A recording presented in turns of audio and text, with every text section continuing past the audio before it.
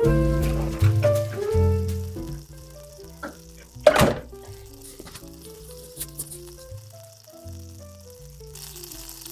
doesn't seem to be too bad out here. No, it doesn't seem to. Oh my gosh!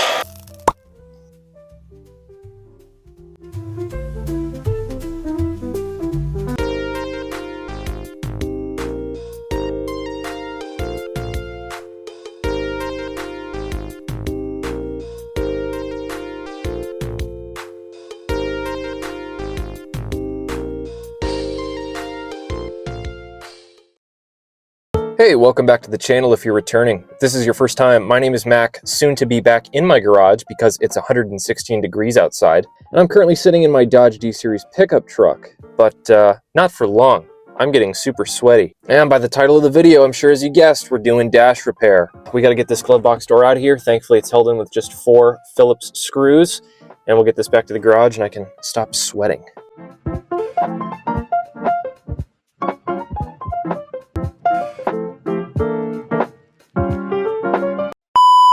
Well, wouldn't you know it, my phone actually overheated in that last shot, so you understand the gist of things. 4 Phillips heads that holds this glove box door in. We got it out of the truck, out of the sun, good to go. But I'm running into an issue now with space. I've got this dash. I pulled this one out of a 71 Polera at the junkyard. I've had this sitting on the table for maybe 2-3 months now. Kind of just here to look at, almost like a museum piece. But just know that in the future we will be restoring this one and putting this one into the wagon, than the one that's currently in the car. How absolutely baked and brittle that whole dash pad is. It's going to be a big job because I got to tear up the glove box insert to get to it. I want to rebuild the gauge cluster. I also need the fan controls. Just want to make sure that all of my eggs are in one basket, because once I put the dash pad in there, I don't want to touch anything else in the dash. Similarly with how I tackled the headliner project, if you hadn't seen that video, that was about 7 months of planning and prep work to find all the pieces and to get them into my cabinet. So it's not going to be for a long while before I can actually tackle this thing. So we're going to start small-er, easy-er. That being said, I really need to utilize this folding table that I have, and I don't have a second one.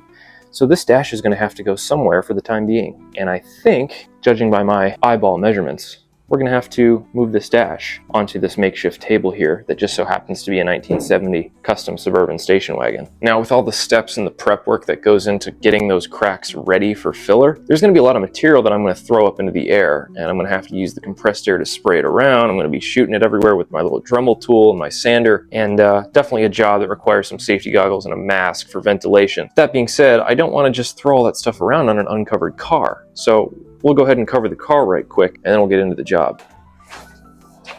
I would have bet money that I put my cover on top of this bucket. Who the heck took my cover?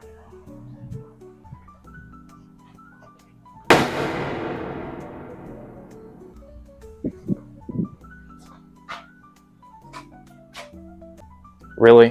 What a joke.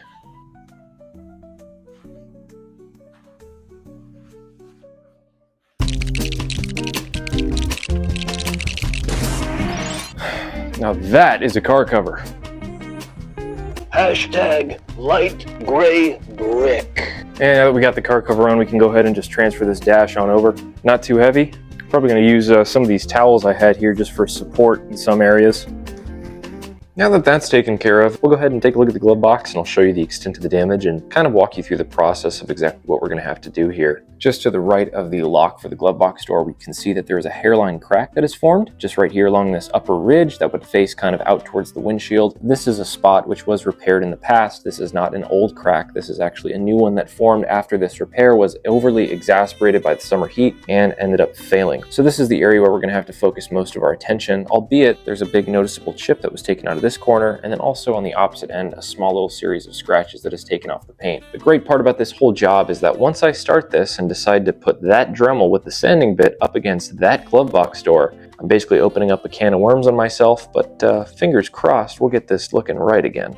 Got our Dremel bit here, and we'll start by going ahead and sanding it down. I'm also just going to do a quick little inspection with the straight edge. That there is a little bit of back and forth play from where we're going to have to bevel that out enough to get that back down to where it's flat, but it's not extreme. So hopefully I shouldn't have to take too much of this out. I do want to take enough of this material out because it failed, and that way we can put a substantial amount of the repair filler back in here to try to prevent that from happening a second time.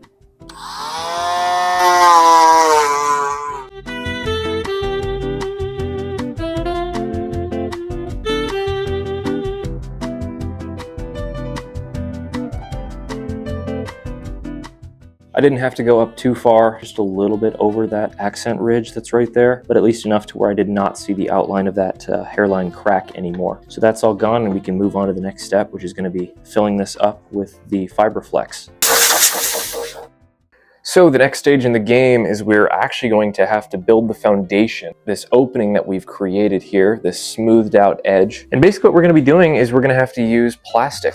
Now this is a product called Fiberflex that Polyvance makes. I've also got their padded dash filler and the filler prep. So we're keeping everything within the same brand so we know that the chemicals and the makeup of these products are supposed to work together. Using it with another product outside of the recommended brand, it's going to have a weird adverse chemical reaction to the mix, and it might cause a premature crack or something other of the sort. So I'm trying to avoid that. This Fiberflex is just like it says. It's supposed to be melted and heated up using a heat source down into this crack. It's supposed to then bond with this 53-year-old foam. Think of it almost kind of like the concrete foundation to a house or a structure before we can then finalize by putting the padded dash filler in place with the filler prep as a feather coat over the top of that. And then we can sand and then apply texture and color.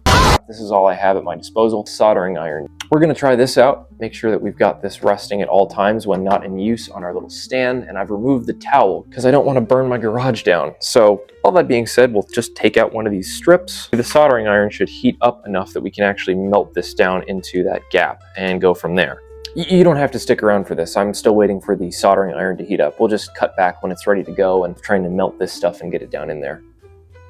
But just as I'm going back and forth, I'm trying to kind of melt it down, spread it out into the opening, and go over it again and try to build up this melted plastic in layers. As far as I understand as well, this Fiberflex is also sandable, which is nice. I believe that I'm actually out of sandpaper. This job is definitely going to take a couple days, but because I do not have any sandpaper and it's getting pretty late in the day, it might at least be finished after I get this Fiberflex melted in here for the night.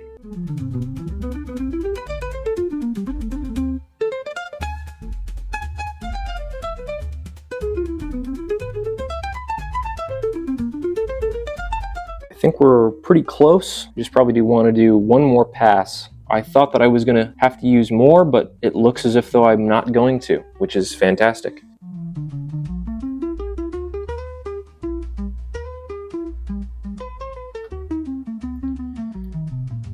I accidentally touched the soldering iron just a couple times to the actual paint, and it took the paint right off. But it's not deep enough that it needs any repair in of itself other than to just be sanded. Final padded dash filler we got sitting over there, and then retextured when we end up doing one of the final steps. But we've got enough of the plastic material in there that if we take our straight edge and we stick it over the top, we've now got a wobble again, where the plastic is actually sitting substantially above the surface. That's going to do it for tonight. So I shall see you in the morning.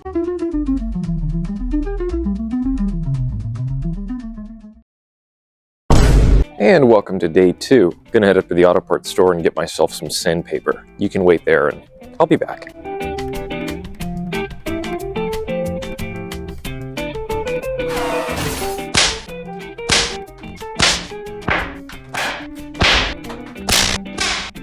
Here's what we got going on. We've got 180, 320, 800, and one of these 3000 grit sanding discs, ultra fine. And what I'm thinking as far as this Fiberflex is concerned is we're just gonna be sticking with the rougher of the two grits, the 180 and the 320. We wanna keep the surface kind of rough, and that way we can actually have that padded dash filler secure down into the repair as best as we can. And then with the filler finally dried and sanded, then we'll use the 800 and this 3000 disc to try to feather it back in before we apply texture and color.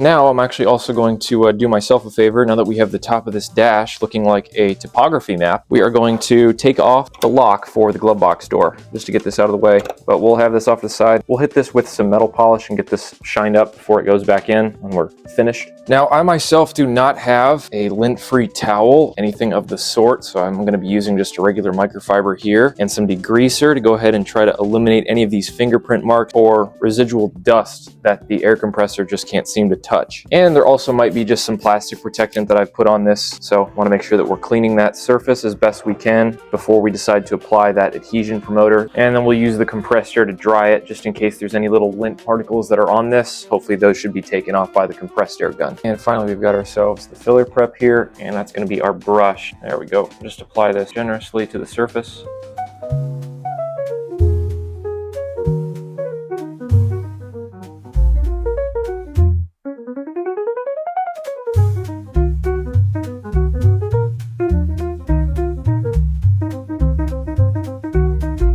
And we're just going to mix this until it is an even color.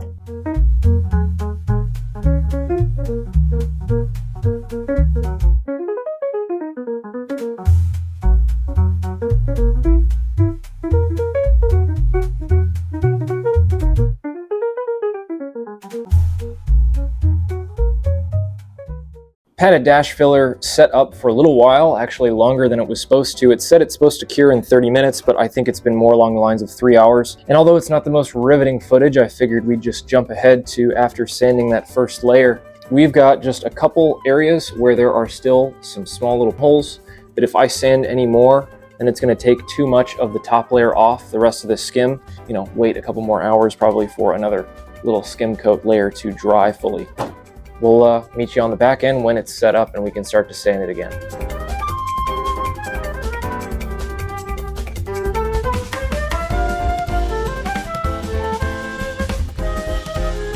All right, now that we've come this far, we just basically have 2 more steps to go, and that's going to be scuffing this to get it ready for texture and then shooting it with some color.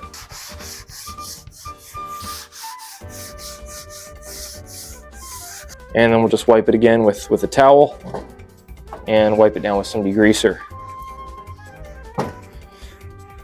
And then we'll bring it over to the compressed air just in case that there's any fibers or whatnot that have come off the towel that are sticking to the surface that I can't see.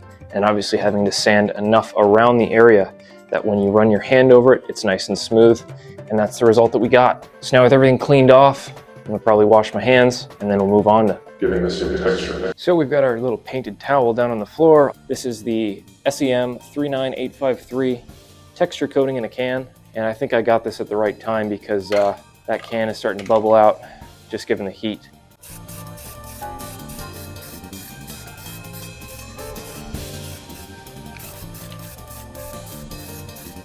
And just letting it dry. I think I've done maybe 2 coats now. And we'll probably just go ahead and go over it one more time with one more coat, and that should hopefully do it. I could have done a little bit better job with sanding this upper ridge here. We've got this little line that's pretty prominent, and then this one that you can kind of see in the material. Could have done just a little bit better job sanding. I'm not too worried about it. And for anybody who is none the wiser, they'd never know. So other than that, got that edge nice and straight all the way throughout. That body line, that accent line that's right there is nice and straight. And if I run my hand along the top, again, trying to be careful, that we can feel that it's nice and smooth up top. And now we just gotta let this set up, and then we can shoot it with color, and that's gonna do it. If the can doesn't decide to explode on me. Look at our beautiful high-dollar paint booth setup here, using a stepladder as a support and a wood block to keep the wind from blowing the towel away. And we should be able to hit this with a couple layers and call it done.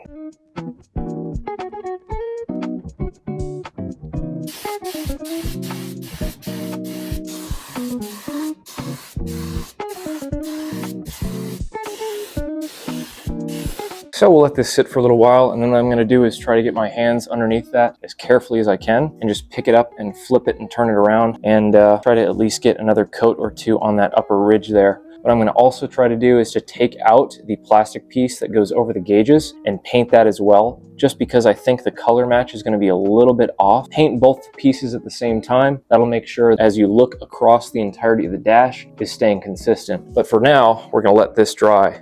Daylight is just pretty much almost all but gone, but we've got another couple coats on here. I've just used the wood block to kind of prop the side of the glove box door up, and that way we can actually use it to get that lower lip that I had to sand down here at the bottom. Actually got the other portion of the dash that goes over the gauges pulled out of the truck. We're just going to make sure that the color is going to be even all the way across the dash. So now we'll go ahead and paint this piece while we're waiting for that glove box to dry.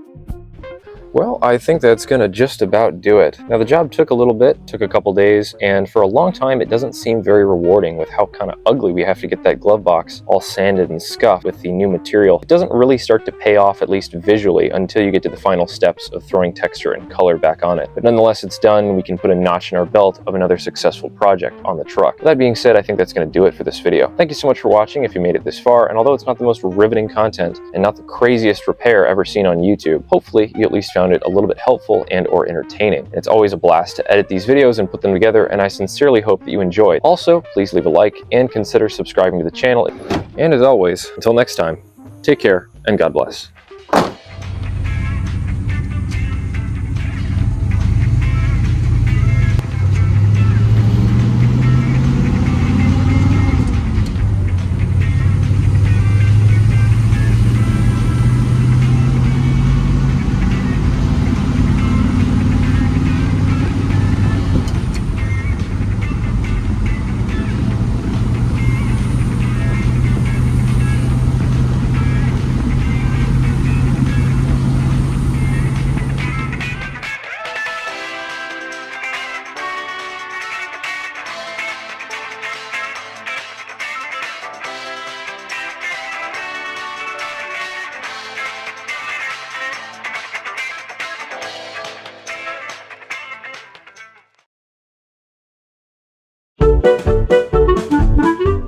Wait, what?